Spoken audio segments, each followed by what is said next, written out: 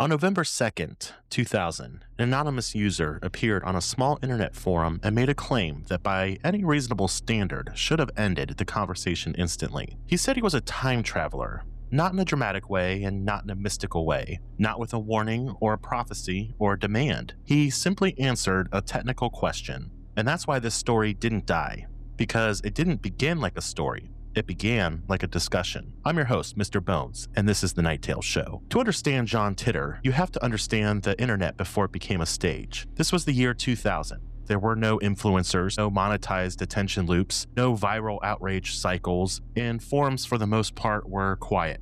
People argued because they were interested. You couldn't rely on algorithms. You couldn't disappear into volumes. If you stayed, you had to engage.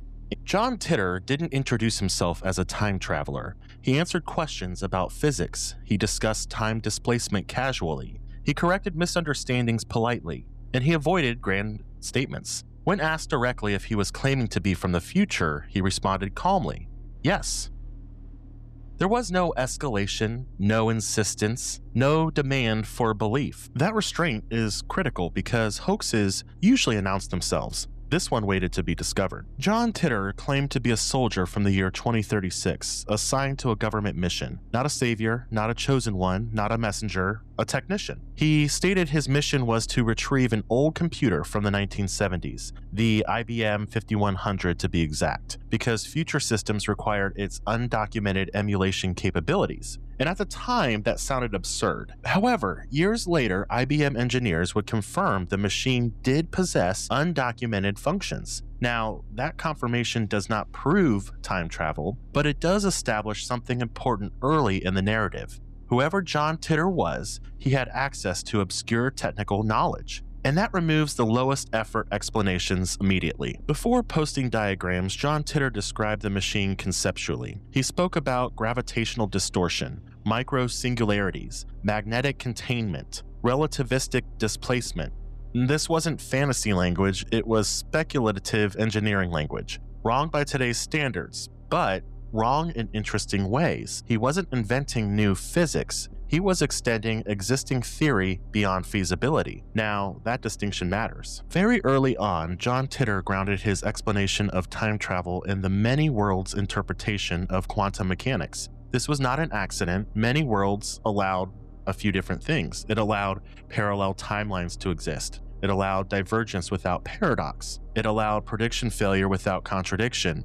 And it meant that he was never claiming to be from our future. He was claiming to be from a future. Now, that single grammatical shift in the backbone of the entire phenomenon doesn't prove truth, but it does make collapse very harder. At this stage, John Titor did not focus on predictions. That came later. But he did begin to reference systematic instability, declining institutions, post-conflict regression, decentralized living, and these were not dates, they were more like trajectories, more scenario modeling than prophecy. And that distinction would matter later, when things didn't line up cleanly. Perhaps the most overlooked aspect of John Titor is tone. He did not argue, he did not persuade aggressively, he did not react emotionally. And when challenged, he often said, "I don't expect you to believe me." That sentence appears again and again in his postings. Now, this releases pressure. It keeps the conversation alive without forcing resolution. And that is not how delusion behaves. That is how controlled narrative behavior behaves. Most false claims collapse under one of three pressures.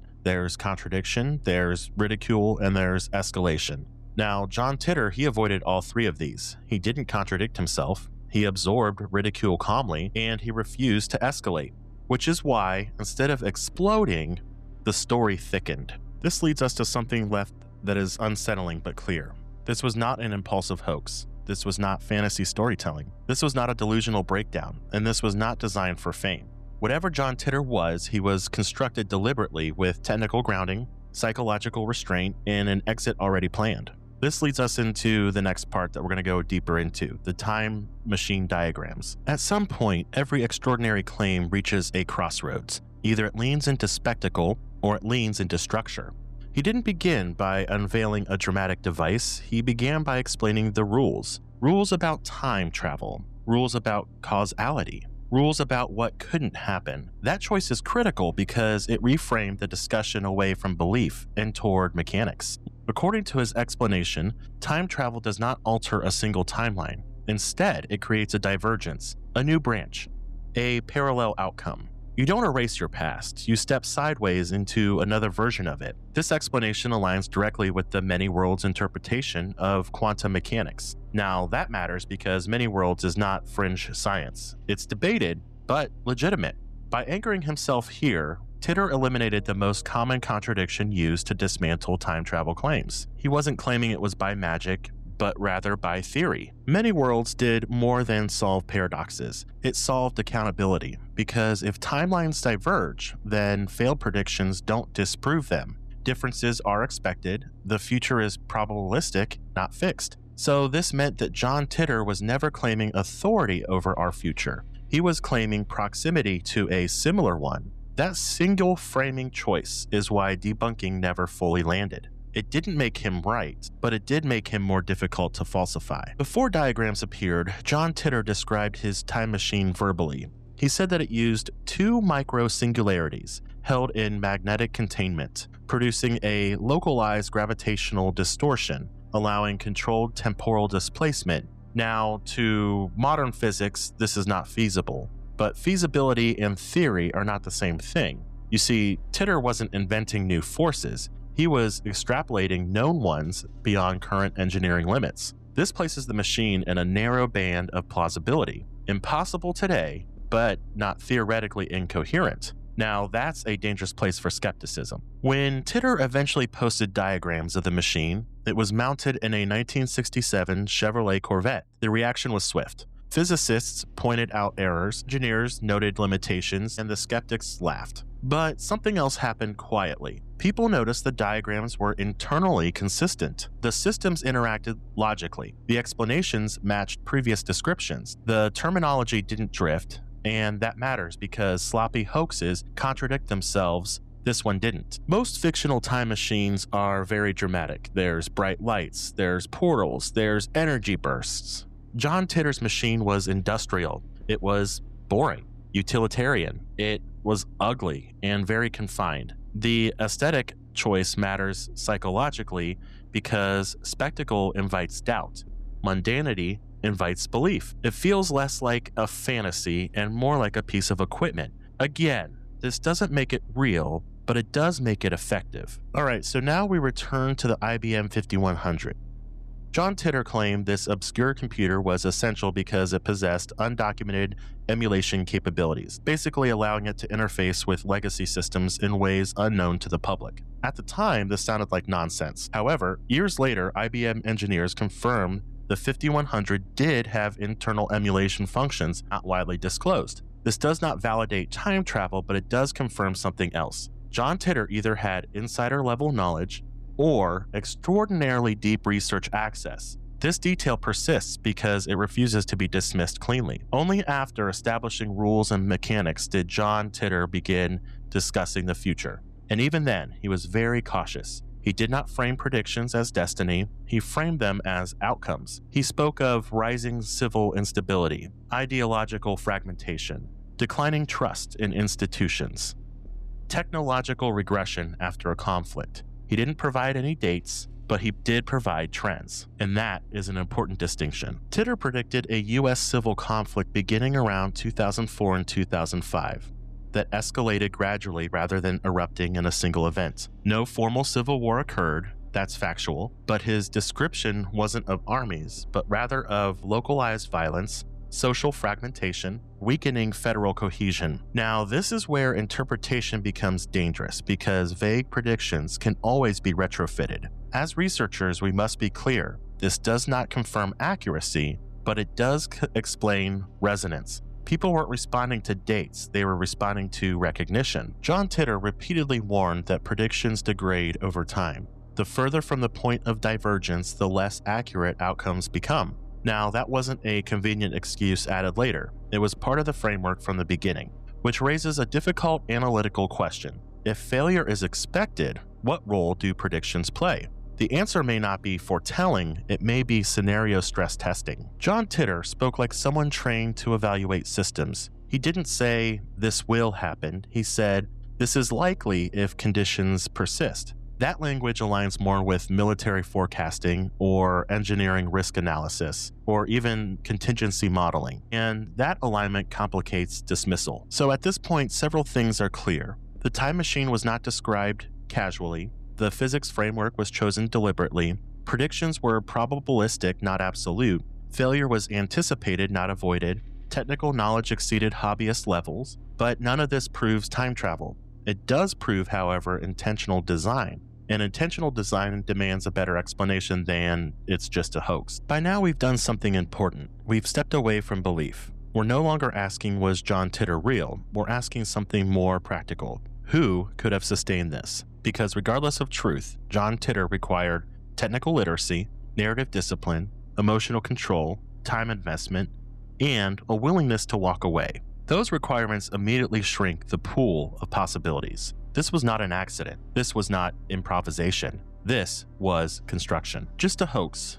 This is a tempting answer because it feels clean, but clean answers rarely survive close inspection. Most hoaxes share predictable traits: escalation when interest fades, dramatic claims to regain attention, emotional investment from the creator, eventual exposure or collapse. John Titor did none of these. He did not escalate anything, he did not defend emotionally, and he did not demand belief. And when interest stabilized, he left. That behavior is inconsistent with attention-seeking deception. Now, it doesn't rule out deception, but it does rule out impulse. Possibly the most straightforward explanation is that John Titor was the work of one highly capable individual. This person would need advanced understanding of physics concepts.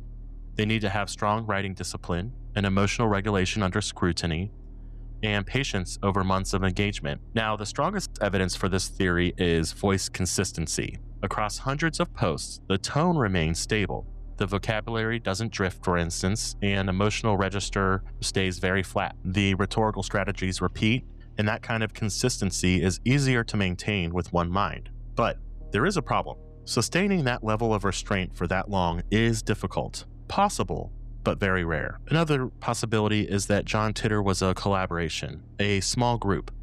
One who might be a technical specialist, one who is a primary writer, and one who edits or strategizes the next post. This could explain technical depth without fatigue. It could explain consistent posting across time zones. It could also explain internal coherence across long threads. But collaboration introduces instability.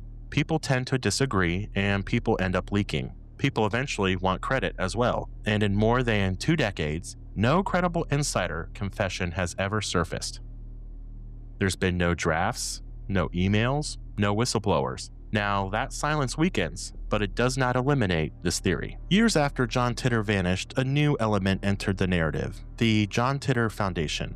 This group archived posts, preserved materials, and asserted intellectual property rights over the John Titor name and content. Now, this complicates authorship analysis because it introduces post hoc motive.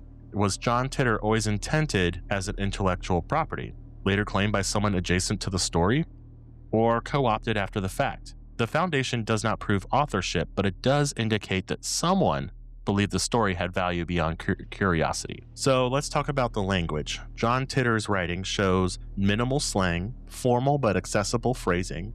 It had controlled emotional tone. It repeated rhetorical patterns, but most notably, he avoids confrontation. Whenever challenged, he often responds with variations of, "I don't expect you to believe me." Now, this phrase appears repeatedly. It diffuses tension and avoids escalation. It keeps the conversation alive. This is not how delusion behaves. This is how managed narrative identity behaves. Hoaxes usually fail because their creators make mistakes. John Titor avoided several common ones. For instance, he never contradicted his own rules. He escalated claims to regain interest.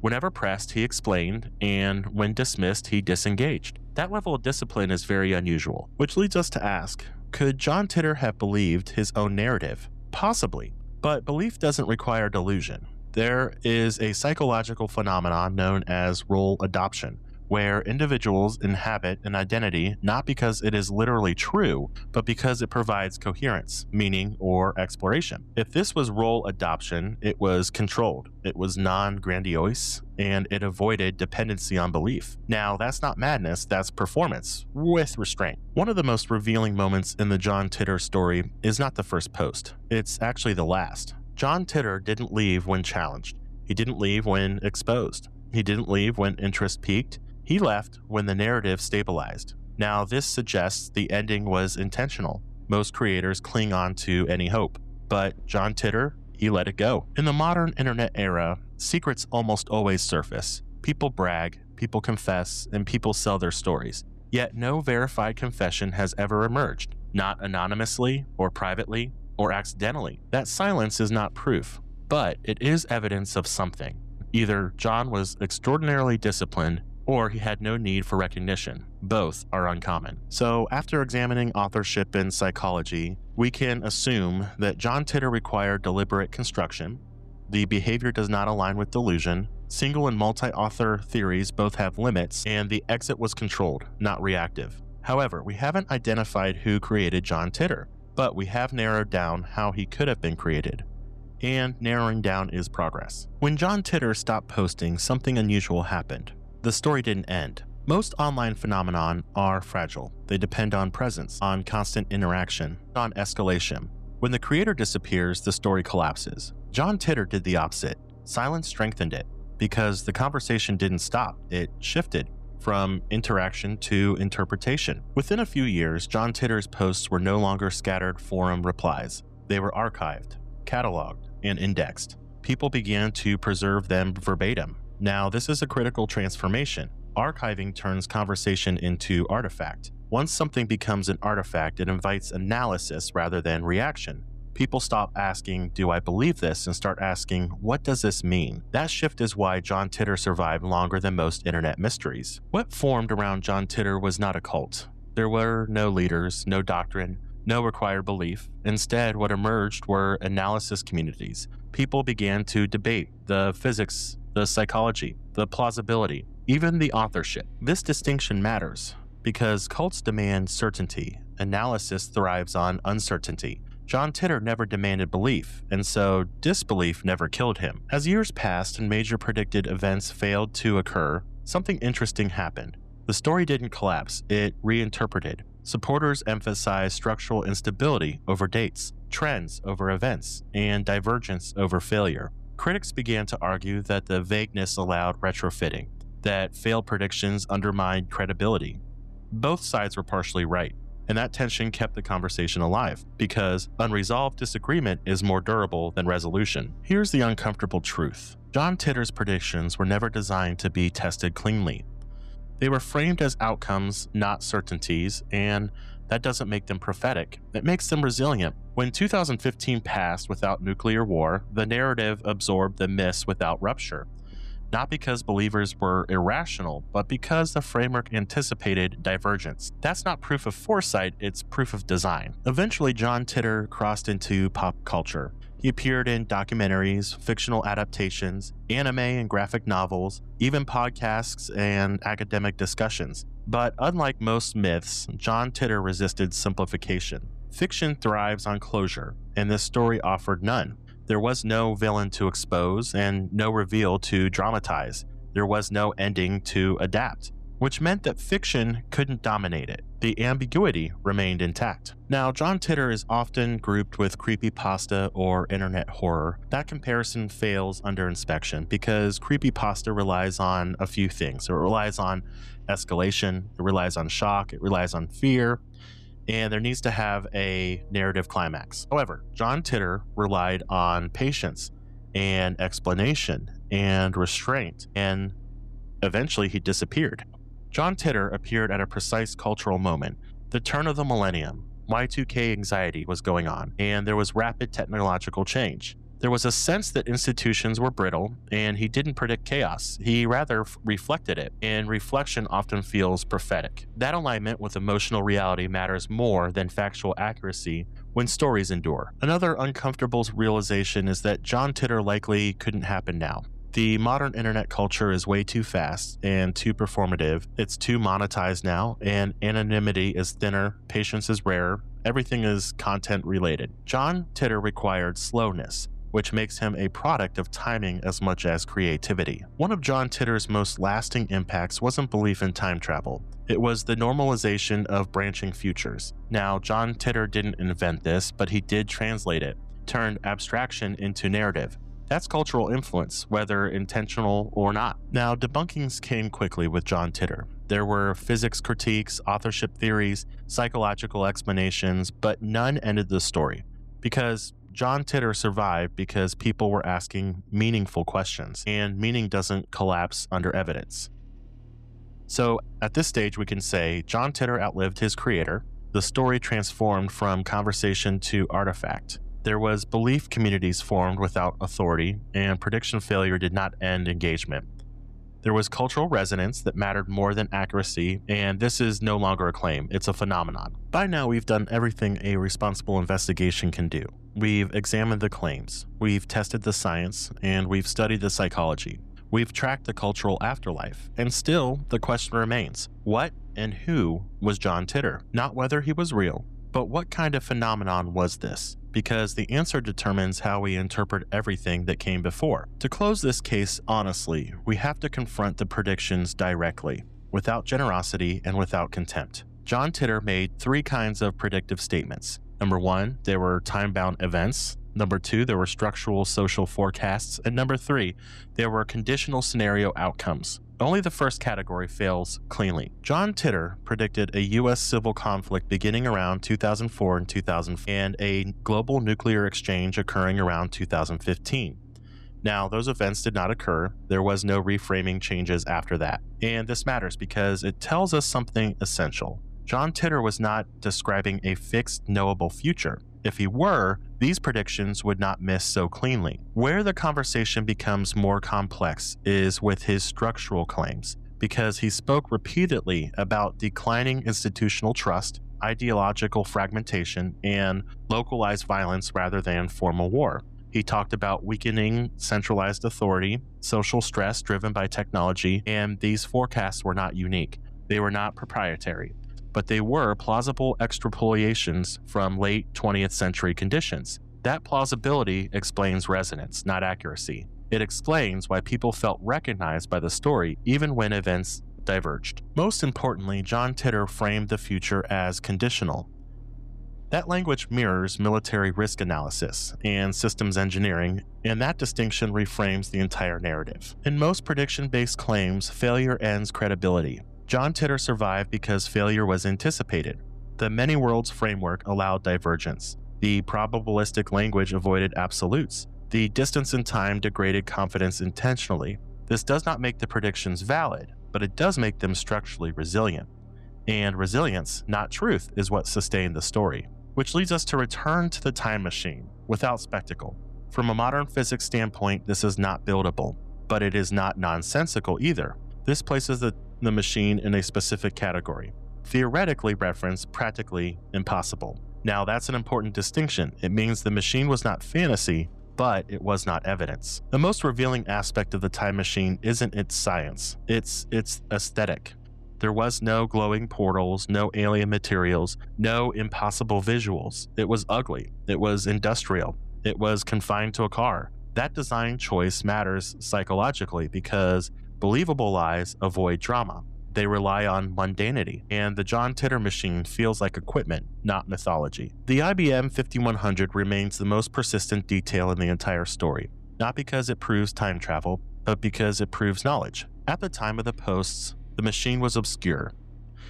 Its undocumented functions were not public knowledge, and few outside IBM engineering circles knew its full capability. Later confirmation that such functions existed does not validate Titor, but it does confirm this. The author knew more than they should have, at least publicly. That alone prevents easy dismissal. After everything we've examined, only a few explanations remain viable. Not satisfying, but viable. There was a single individual with technological literacy, narrative discipline, and emotional control.